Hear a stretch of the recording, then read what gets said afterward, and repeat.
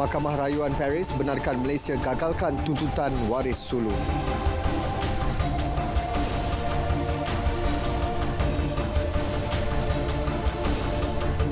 Assalamualaikum, salam Malaysia Madani. Berita tengah malam bersama saya, Sahih Samsudin.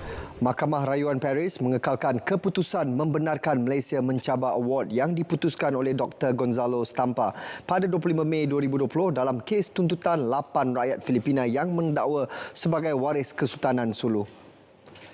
Kenyataan Menteri di Jabatan Perdana Menteri Undang-Undang dan Reformasi Institusi Datuk Seri Azalina Othman berkata, kejayaan itu sekaligus menutup peluang waris Sultan Sulu daripada terus membuat tuntutan tidak berasas terhadap Malaysia.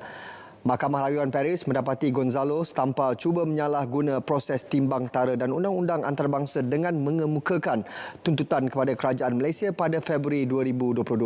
Keputusan ini juga bakal membatalkan tuntutan $15 bilion Amerika oleh waris Sulu. Malaysia sedang berusaha agar pembatalan itu direkodkan dalam keputusan mahkamah secepat mungkin sekaligus meranapkan usaha pihak penuntut. Sebelum ini, tuntutan waris Sulu dicapai Gonzalo Stampa menerusi Mahkamah Timbang Tara Paris. Mereka juga pernah menyasarkan aset Malaysia di Perancis dan Luxembourg tetapi tidak berjaya. Kerajaan akan terus mengambil semua tindakan yang perlu untuk menamatkan tuntutan dan memastikan kepentingan serta kedaulatan Malaysia dilindungi sepanjang masa. Perdana Menteri Datuk Seri Anwar Ibrahim mengadakan lawatan kerja ke Petronas di Menara Berkembar Petronas. Kehadiran beliau disambut Presiden dan Ketua Pegawai Eksekutif Kumpulan Tan Sri Tengku Muhammad Taufik.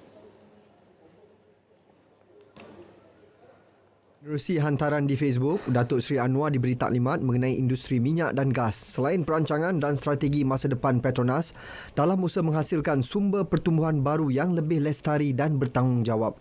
Turut diadakan pertemuan serta perbincangan berasingan bersama ahli jawatan kuasa penasihat kepada Menteri Kewangan untuk mendengar perkembangan terkini mengenai tugasan yang dilaksanakan.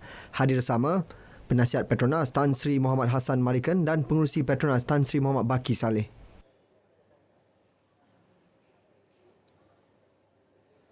Usul perbahasan laporan Ketua Audit Negara merupakan antara usaha reformasi kerajaan madani.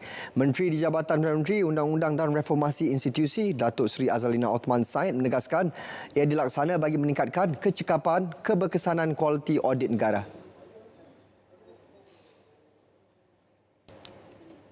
Sebagai satu usaha reformasi dalam meningkatkan kecekapan, keberkesanan dan kualiti pengauditan, Kerajaan Madani hari ini selaras dengan perundangan yang sedia ada mengusulkan LKAN untuk dibahaskan secara terperinci di Dewan Rakyat supaya perhatian dan pengamatan yang mendalam oleh semua pihak dapat diberikan bagi mendukung kehendak undang-undang yang mewujudkan tadbir urus sektor awam yang lebih baik selain penelitian hanya di bawah PAC. Perbahasan ini juga memberi ruang dan peluang kepada semua ahli Dewan Rakyat mengambil bahagian dalam proses memastikan dana kerajaan digunakan secara berhemah demi kepentingan awam. Ketidakhadiran blok pembangkang dalam sesi perbahasan usul laporan Ketua Audit Negara disifatkan sebagai tindakan tidak bertanggungjawab.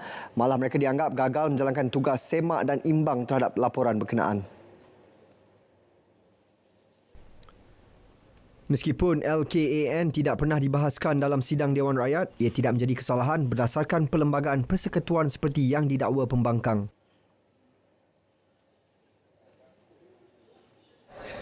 Ianya tidak bertentangan dengan apa yang dinyatakan dalam perlembagaan.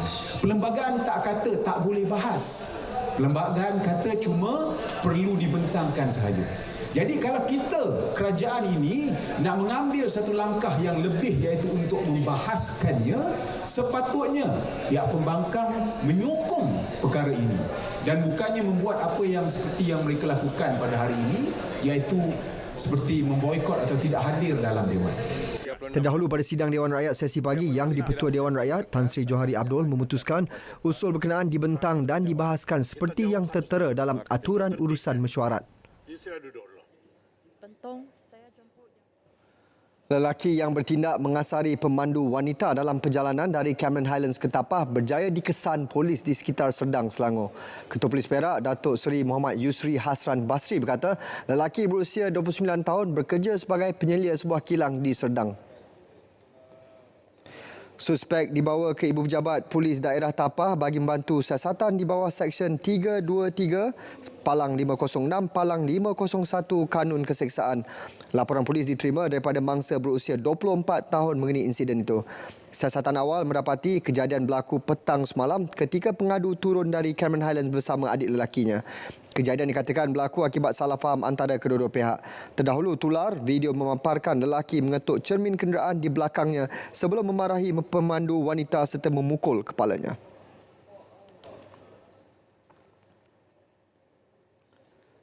Dua nelayan ditemukan maut selepas perahu yang dinaiki dipercayai dipukul ribut di perairan Kuala Salah, Kuala Kedah. Kedua-dua mangsa yang juga adik-beradik dimaklumkan keluar untuk memukat udang. Pengarah Zon Maritim Kuala Kedah, Komander Maritim Nur Azianti Ishak berkata mayat mangsa Muhammad Farizan Tajuddin 41 tahun ditemui nelayan terdampar di kawasan berlumpur paya bakau di kawasan Kuala Kangkung. Manakala mayat abangnya Muhammad Fauzi Tajuddin 48 tahun ditemui tidak jauh dari mayat pertama dijumpai. Mayat diserahkan kepada polis untuk tindakan lanjut. Sebelum itu pihaknya mengaktifkan operasi cari lamat sejurus menerima maklumat kehilangan kedua-dua mangsa. Usaha mengesan turut dibantu pasukan polis marin, bomba, Angkatan Pertahanan Awam serta beberapa bot nelayan tempatan. Hari ke-19 operasi mencari dan menyelamat pendaki Everest OKU Muhammad Hawari Hashim misi dihentikan sehari awal selepas drone berdepan masalah menerima foto dan video yang dirakam. Pengurus pasukan ME 2023 Ayu Wan Nirah Naharudin memaklumkan menerima maklumat itu daripada Ketua Misi ME 2023 Azim Afif Ishak.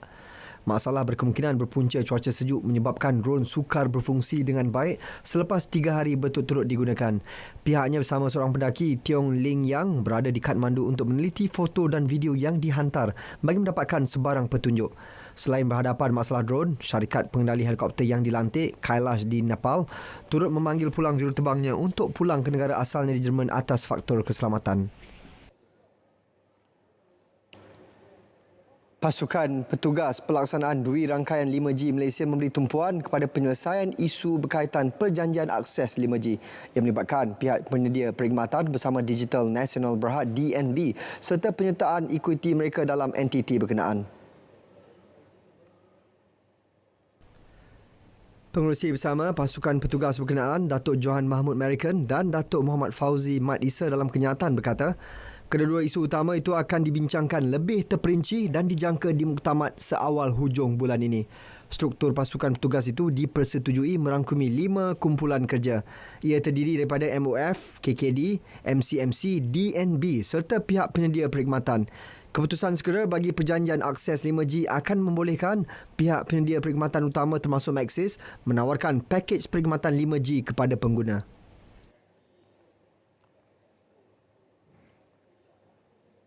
Melaka menyasarkan kadar liputan 5G mencapai 100% di kawasan berpenduduk menjelang 2024. Exco Negeri Fairul Nizam Roslan berkata ia berdasarkan kadar liputan yang telah mencapai 55.1% ketika ini dan dijangka meningkat kepada 80% hingga hujung tahun ini.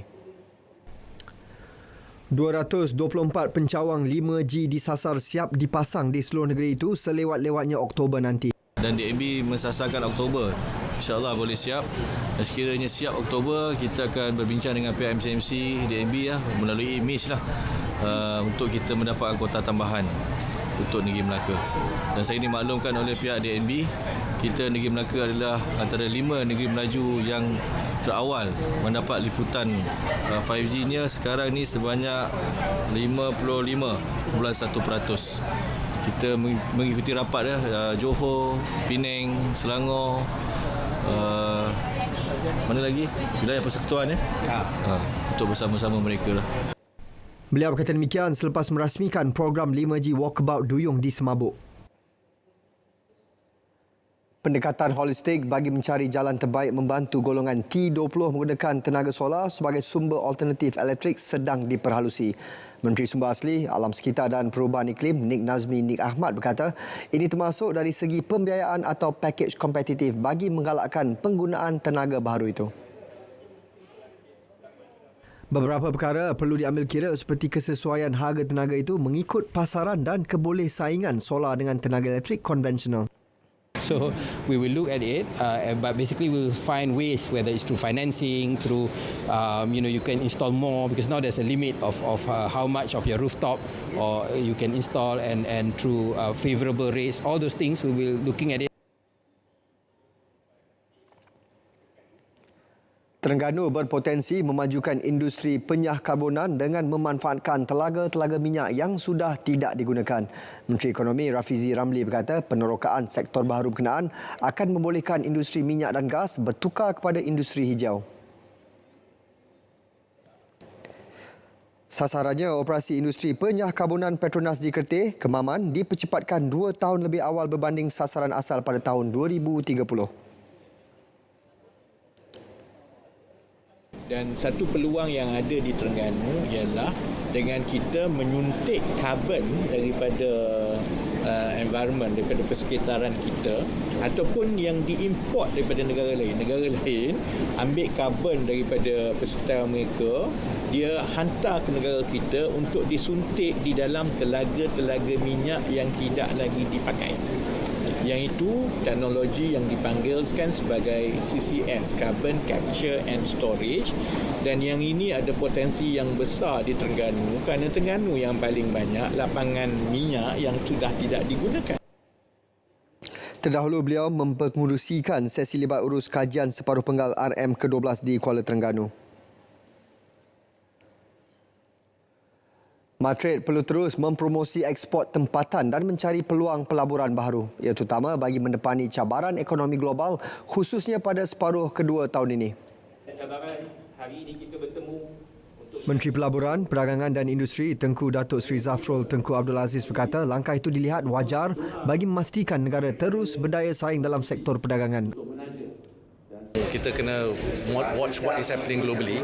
Dari segi pelaburan akan kita dapat lihat peningkatan, tetapi dari segi perdagangan disebabkan global ekonomi yang semakin mencabar, jadi the trade numbers for the global trade pun akan berkurangan lah. So the focus now is to ensure that kita terutamanya Matret terus mempromosikan ekspor kita, cari peluang-peluang untuk baru untuk kita mengekspor barang-barang lokal kita, dan pada masa sama fokus on investment lah untuk jangka masa panjang. Tengku Datuk Seri Zafrul berkata demikian selepas pelancaran ekspedisi perpaduan Watikah Kemerdekaan 66 London Kuala Lumpur di Ibu Negara.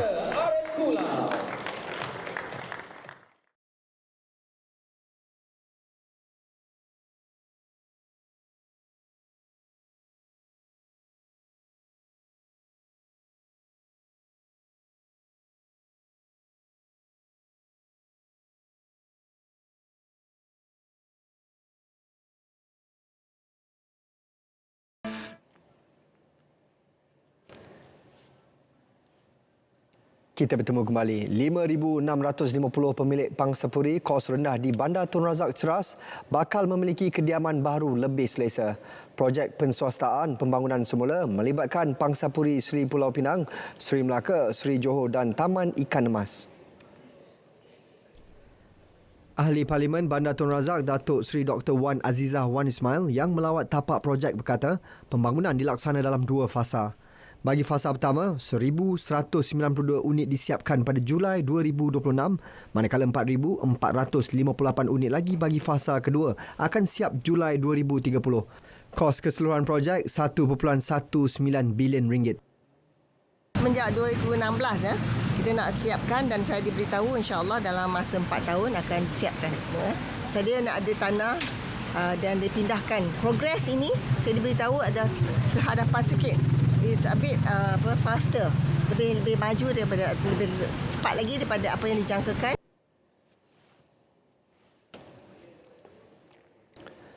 Jabatan Perikanan Kelantan menerima peruntukan lebih RM0.5 juta bagi inisiatif pembangunan sektor perikanan di negeri berkenaan. Ketua Pengarah Perikanan Datuk Anan Husin berkata daripada jumlah itu RM360,000 untuk 11 tukun tiruan dasar lembut konservasi penghalang pukat tunda di Labuh pada Julai ini di perairan Pasir Putih. Selain itu, lebih RM133,000 disalur untuk bantuan input ternakan aquakultur kepada 15 penternak aquakultur bagi meningkatkan aktiviti ternakan. Manakala RM46,300 bagi usahawan dan My Community Perikanan. Pada hari ini juga seramai 247 orang nelayan darat yang telah menerima bantuan di negeri Kelantan ini dalam pelbagai bentuk untuk menandakan sokongan daripada kerajaan untuk meringankan beban input perolehan mereka bagi tujuan meringankan beban dan juga meningkatkan produktiviti dan juga hasil tangkapan nelayan. Pelatihan ini sebenarnya mudah rosak dan apabila rosak ini tak dapat meningkatkan hasil tangkapan mereka dan tak dapat meningkatkan produktiviti mereka sebagai seorang nelayan. Beliau berkata demikian selepas program Karnival Usahawan, My Agropreneur dan My Community Perikanan Zon Timur 2023 di Pasir Putih. Lelaki warga Thailand berusia 58 tahun didenda RM25,000 oleh Mahkamah Seksyen Taiping. Ia selepas tertuduh mengaku bersalah menyeludup keluar minyak diesel bersubsidi dari Malaysia ke negara jiran itu. Hakim Nabisa Ibrahim turut memerintahkan Abdullah Yamadong menjalani hukuman penjara 6 bulan sekiranya dia gagal membayar denda. Dia didakwa melakukan kesalahan itu di ICQS Pengkalan Hulu Gerik 2 bulan lalu. Kesalahan dilakukan mengikut Sub Peraturan 3-1 Peraturan Kawalan Bekalan Larangan Ekspor 2011 dan boleh dihukum mengikut Perenggan 5-A peraturan yang sama. Pendakwaan dikendalikan Timbalan Pendakwa Raya KPDN Roslina Idris manakala tertuduh tidak diwakili peguam. Masyarakat dinasihat untuk tidak mudah terpedaya dengan pekerjaan sambilan yang menawarkan pendapatan lumayan. Nasihat Pertubuhan Kemanusiaan Masyarakat Antarabangsa Malaysia MHO itu bagi mengelak lebih ramai mangsa skam kerja sambilan. Mereka menjadi mangsa kepada skam kerja sambilan. Badan itu turut mendedahkan modus operandi sindiket penipuan tawaran kerja itu yang menyamar sebagai ejen pencari kerja. Pertama sekali saya nak mereka kata okey, anda diberikan task untuk mempromosikan barangan-barangan ataupun perkhidmatan yang ada dalam Shopee dan Lazada dan anda akan dibayar komisen tertentu. Contohnya, anda diminta untuk melakukan belian RM100. Task yang pertama, beli belian RM100, anda akan mendapat ganjaran RM20. Jadi satu RM20 dipulangkan balik ke akaun anda. Jadi ramailah orang seronok, happy. Mula-mula dia nampak tak percaya. Mula-mula dia masukkan ke dalam satu WhatsApp group. Dalam WhatsApp group tu ada lebih kurang dalam 20 orang dan dia tengok 20 orang ni semua dapat komisen. Sebenarnya 20 orang yang ada tu merupakan ahli sindiket. Datuk Hishamuddin ditemui selepas menjadi tetamu Selamat Pagi Malaysia. Kalau satu ketika dulu saya nampak Bekas ahli Parlimen Ampang Datuk Zuraida Kamaluddin gagal mendapatkan kebenaran bagi memulakan semakan kehakiman Mahkamah Tinggi supaya ROS mengiktirafnya sebagai Presiden PBM. Hakim Datuk Amarjit Singh menolak permohonan itu atas alasan mengikut Seksyen 18C Akta Pertubuhan 1966 iaitu mahkamah tidak boleh mendengar apa-apa pertikaian dalaman parti. Berdasarkan Seksyen itu juga, mahkamah turut terikat dengan keputusan dibuat oleh mahkamah yang lebih tinggi berhubung isu berkenaan. Pada 12 April lalu, Jabatan Peguam Negara membantah permohonan Datuk Zuraida untuk mendapatkan kebenaran mahkamah dengan alasan Seksyen itu menetapkan keputusan membabitkan parti adalah muktamad dan tidak boleh dicabar, dirayu atau dipersoalkan oleh mahkamah.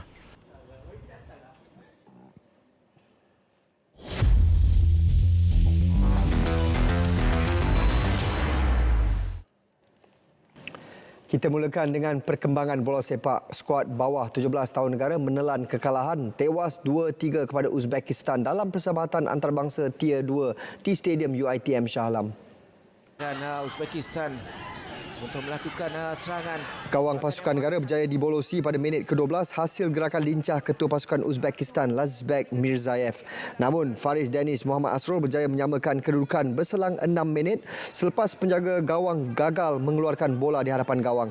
Memasuki babak kedua, skuad kendalian Jamaluddin Ramaktolev memperhebat jentera serangan. Hasilnya 2 gol berjaya dicetak selang 4 minit menerusi Uktamov Ozadeb dan Karimov Olebragan. Walaupun skuad Osmera Omaro cuba bangkit menerusi jaringan Muhammad Ryan Fahrin pada minit ke-39 namun tiada tambahan jaringan terhasil sehingga tamat perlawanan. Skuad negara akan berdepan satu lagi aksi persahabatan menentang Arab Saudi Jumaat ini.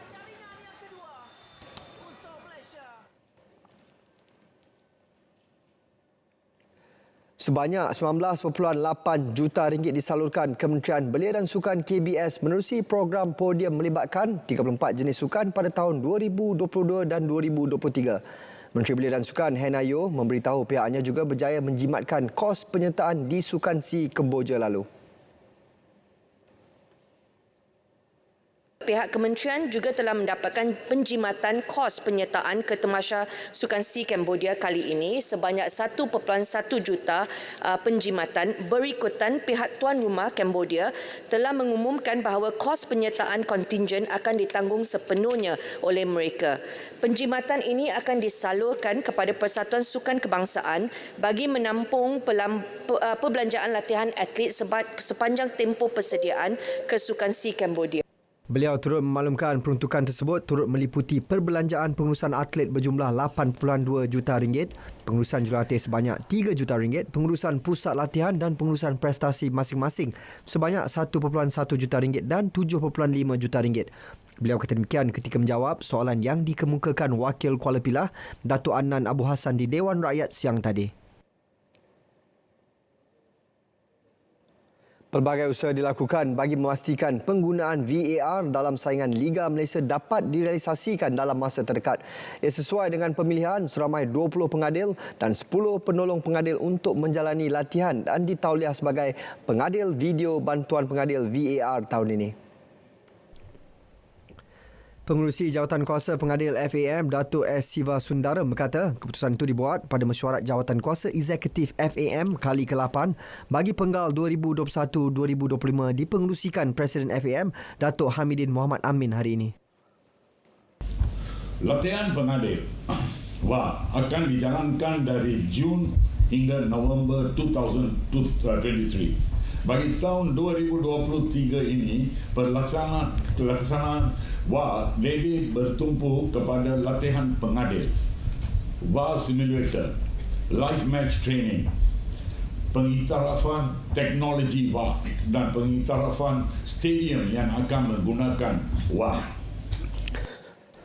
Menurut S. Siva Sundaram, latihan dan tauliah kali ini turut melibatkan pengadil bertaraf Persekutuan Bola Sepak Antarabangsa FIFA, penolong pengadil FIFA dan seorang penolong pengadil FIFA wanita.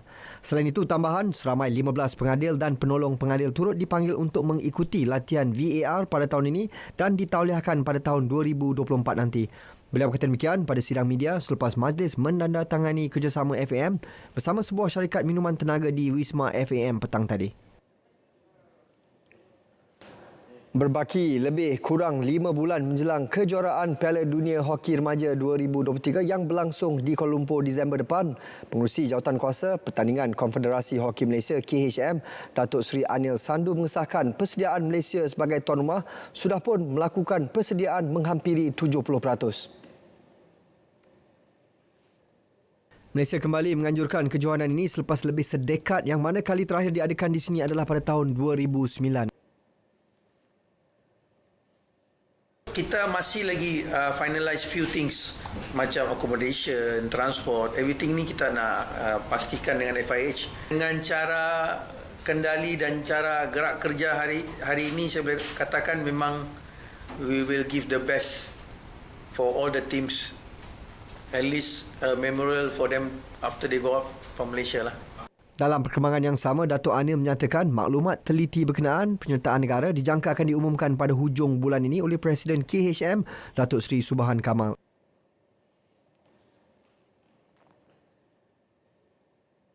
Yang kita tahu, I don't know, but what ini secara rambang lah. Yang saya tahu memang 16 negara sudah qualified lah.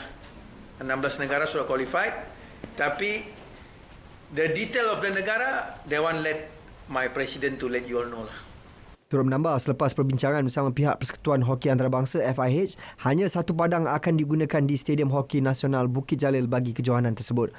Malaysia pernah menjadi tuan rumah kejohanan Piala Dunia Remaja Lelaki pada 1982 dan 1989 serta menganjurkan secara bersama dengan negara jiran Singapura pada 2009.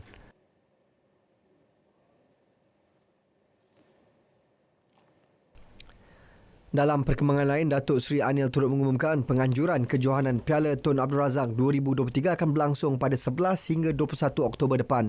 Stadium Sultan Azlan Shah Ipoh, Perak dipilih sebagai venue penganjuran kali ini, kali kedua selepas 2017.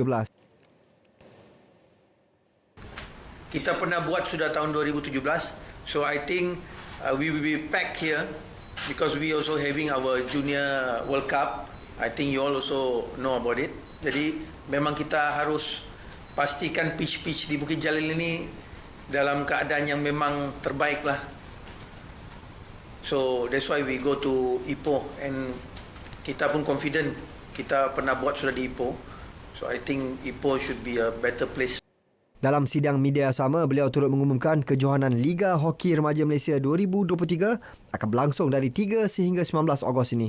Ia akan berlangsung di 5 venue pertandingan sekitar Kuala Lumpur, Pulau Pinang dan Melaka. Sementara itu, skuad hoki Piala Remaja Asia Wanita Negara bangkit daripada kekalahan di tangan India semalam apabila membenam Uzbekistan 12-0 pada aksi ketiga kumpulan A di Kakamigahara, Jepun hari ini.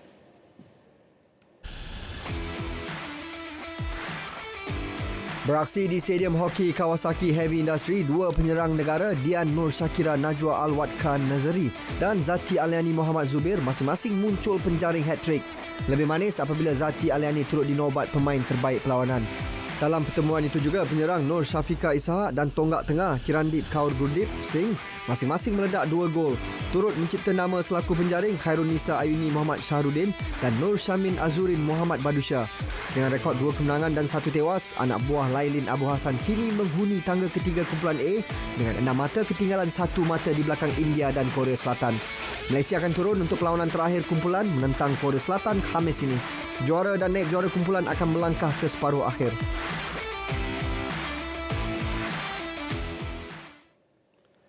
Atlet para Muhammad Zikri Zakaria mendedikasikan pingat emas acara lontar peluru lelaki F55 berkerusi roda yang dimenanginya buat abang kedua Zulkarnain Zakaria yang lebih mesra disapa Angah. Ujarnya ini kerana Angah telah banyak berkorban untuk menyaksikan kejayaan beliau dalam sukan olahraga di pentas antarabangsa. Mengimbau detik hitam yang berlaku dalam hidupnya 9 tahun lalu, Muhammad Zikri berkata beliau sebenarnya dilahirkan normal namun terjatuh daripada bangunan tingkat 2 di sebuah sekolah menengah di Negeri Sembilan ketika berusia 15 tahun. Anak jati Negeri Sembilan itu berkata sebaik mengetahui dirinya memerlukan penjagaan khusus, Angah terus mengambil keputusan berhenti kerja sebagai seorang anggota tentera untuk mengurus dirinya di rumah yang terletak di Kuala Pilah. Yang tak pernah dia mau bagi semangat saya daripada saya start jadi macam ni, saya jatuh daripada tingkat 2 apa semua, dia yang jaga saya kat hospital sampai sekarang dia tak pernah dia mau bagi semangat kat saya. Beliau berjaya memadamkan rekod APG yang dipegangnya pada edisi lalu di Solo, Indonesia, 9.05 meter dengan rekod baru 9.86 meter.